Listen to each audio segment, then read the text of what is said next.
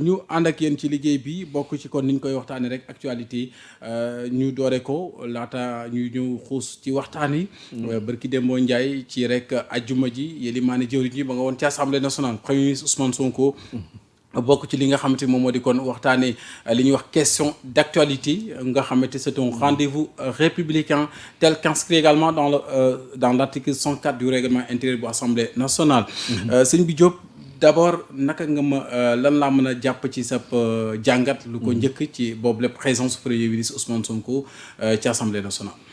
waaw merci beaucoup Abdou. présence bu am solo la mais balaa loolu rek nga may ma.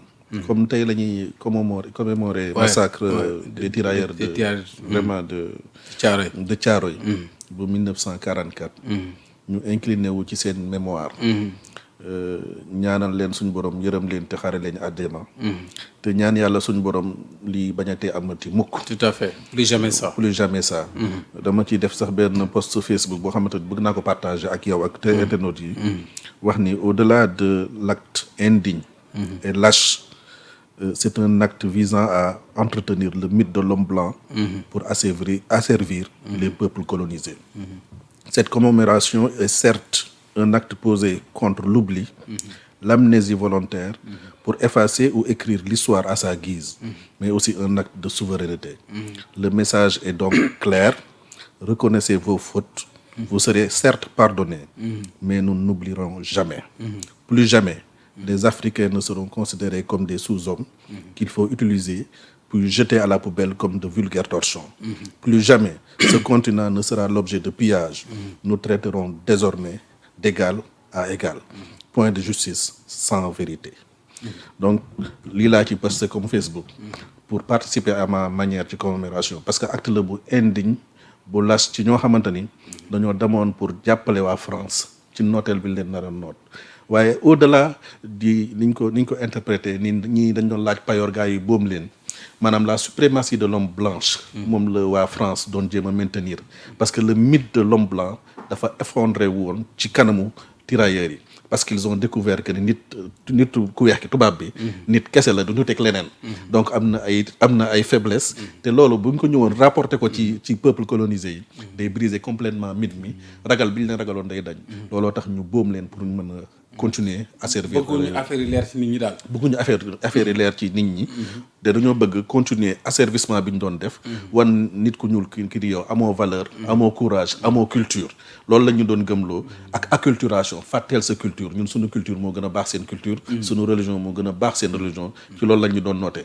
nit ñi nag tirailleurs yi bu ñu ñëwoon nag wax ni li ñu gis ci guerre bi tubaab ñun ñoo ko gën a dëgër ñoo ko ëpp fit ñoo ko ëpp ak njàmbaarte loolu day briser loolu. looloo tax ñu massacrer leen en réalité. dañ leen a démystifier pendant la guerre gis bu baax ñuy def sa biir xel ak daw voilà léegi loolu dañ doon bañ gars yi nettali ko ci continent bi bu ko defee tronqué histoire bi bu ko defee le mythe de l'homme blanc day effondré wu loolu doon bañ mais nag li fi xew léegi mooy la renaissance de l'Afrique.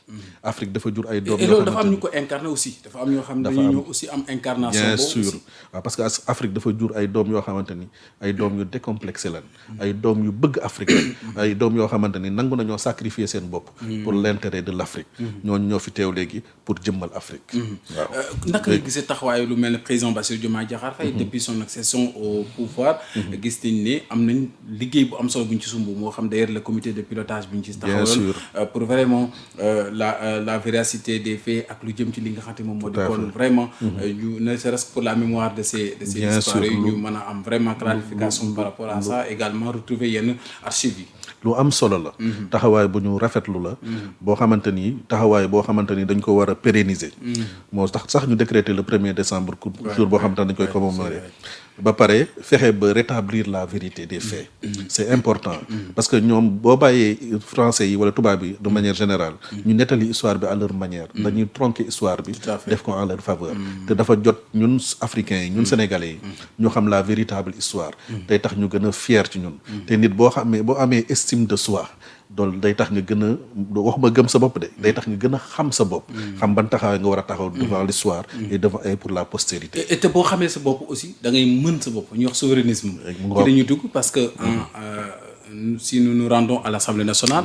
waaw gis nañ taxawaay PM par rapport ak presse bi nga xamante ni wane nañ ko fa présenté ko fa. effectivement donc loolu parenthèse la woon effectivement bi nga merci beaucoup pour la transition merci beaucoup Abdou vraiment ñu ngi rafetlu professionnalisme beeg yëpp macha allah léegi assemblée rôle am lay jouer en réalité Abdou parce que bu leen fàtte ni assemblée moom mooy nattal gouvernement bi maanaam li muy def c'est-à-dire que gouvernement bi day ñëw assemblée avec le budget bu ñu jàpp ni budget bi rek c'est des éléments chiffrés kese budget bi c'est d'abord un programme bien élaboré ensuite chiffré donc loolu la assemblée di valider dans sa globalité mooy le vote de la lettre des finances initiales comprendre nga de la loi de finances initiale LFI mu ngoog léegi bu ñu ko voté ba pare dafay assemblée dafa am beneen mission mooy contrôle de l'action gouvernementale bu la nattalee li ngay def ba pare ak programme bi mu la valideel yoon la bu ñu demee ba jëmmi jamono mu waxal ni la sëriñ bi yow li nga ma waxoon fii jël engagement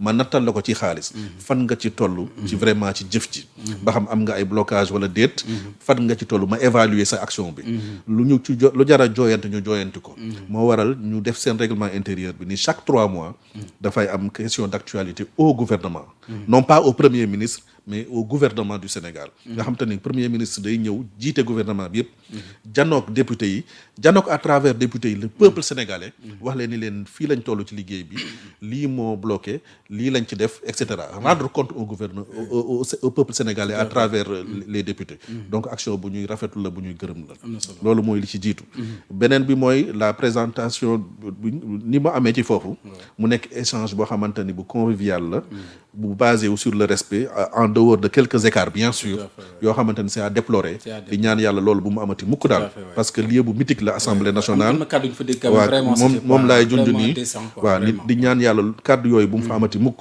parce que assemblée dafa am lu muy représenter ci Sénégal gouvernement du Sénégal dafa am lu ñuy représenter même les députés dañu am lu ñu représenter c'est pas pour rien ñu leen di woowee honorable député n'est-ce pas l'honorabilité ça veut tout dire ça veut tout dire honorabilité melokaan la honorabilité taxawaay la honorabilité jikko ji rafet la tamit loolu nañ koy bàyyi xel par rapport ak LFI bi gis nañ ni bu ñu xool ñi ngi ko arrêté ci li nga xamante moo en termes de recettes 188,8 milliards mais 188 milliards pour li nga xamante moom moo di contre 14,3 milliards pour LFI bu 2025 mais bu ñu xool dépenses yi mi ngi toll ci 7,433,9 milliards wuuteeg 6,614,8 milliards ci atum 2025 bi ñu ko comparé dafay mel ni kon am na hausse recette bu 1,174,5 milliards de francs CFA bi ñu ko xool ci valeur absolue mi ngi toll ci 23,4%. mu mel ni kon am na benn hausse bu ci am nan la mooy expliquer loolu vraiment waaw loolu lu am solo la xam nga heureusement ba bi nga tu as mis le curseur sur les recettes les recettes waaw parce que ñun en général dañuy on fait focus plus sur les dépenses sur les dépenses ñu ne budget bi yokk na ñu ni waa noo koy natee ñu ni dépense bi yokk na parce que dépense bi foofu la ñuy mettre le curseur alors que ñii bi ñu ñëwee dañ ne nañu changer de paradigme li ñuy def mooy ingénierie budgétaire c'est-à-dire au lieu de mettre le curseur sur les dépenses de l'État on met le curseur sur les performances de l'État te performance dëgg nag recette moo koy mesurer pas dépense xaw ma ba xam yaa ngi may comprendre xam nga ñun dañuy jël budget comme boo organiser par exemple benn événement nga ni budget événement bi ñaata lay dépenser ci bâche ñaata lay dépenser ci logistique ñaata lay dépenser ci collation boo ko dajalee loolu mooy budget événement bi xam nga booy raisonner noonu dépense ngay raisonner mais nag État nag dafa war a changer de paradigme mooy ñaata mooy dugg ci keesu état bi trésor bi maanaam fa ma ne woon daaw ndax li ma am ren daf koo ëpp wala daf koo yées donc ñoom bi ñu defee comme tu l'as si bien dit am na hausse de plus de 23% des recettes hausse yooyu li koy expliquer mooy les impôts yi dañoo def performance bu am solo droit de douane yi dañoo def performance bu am solo waaye tamit les recettes du presse